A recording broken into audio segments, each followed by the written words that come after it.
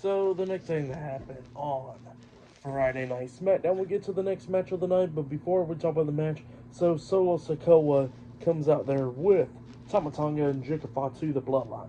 They come out there. Solo tells everybody to acknowledge him, and when he was about to start talking about Roman Reigns, he gets interrupted by LA Knight. LA Knight comes out there, and we get the match underway. Solo Sikoa versus LA Knight 1-on-1.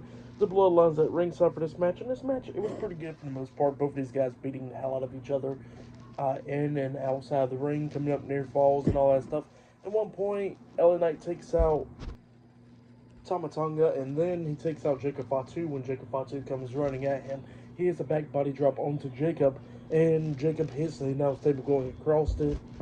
And then after that happens, him and Solo gets into the ring, and then both of them going back and forth and everything. Solo hits a super kick onto LA Knight. Then Solo tries to hit the Samoan Spike onto Knight. Knight ducks the Samoan Spike, and he grabs him, hitting the side effect onto him. He climbs up there on the second turnbuckle, does his taunt, jumps off the top turnbuckle with a flying elbow drop onto Solo. He pins him. 1, 2, Solo barely kicks out at 2. LA Knight's close by the ropes and stuff, and then we see Jacob Fatu get up from the announce table, and he comes running over there, grabbing LA Knight, pulling him out of the ring, which leads to a disqualification. So yeah, LA Knight defeated Solo Sikoa by disqualification, and then they start beating the hell out of LA Knight. They throw him into the barricade. Jacob Fatu hitting the hip attack onto him in the barricade. They throw him back into the ring. Solo hits the Samoan Spike onto LA Knight, laying him out. And then all of a sudden we see Andrade and Apollo Crews come running down, trying to save LA Knight. And then both of them's going at it with the bloodline and stuff. And then we see Andrade get hit with the Samoan Spike by Solo. And then Solo hits the Samoan Spike onto Apollo Crews as well. So yeah, the bloodline lays out LA Knight, Andrade, and Apollo Crews tonight on SmackDown. That's what happened there.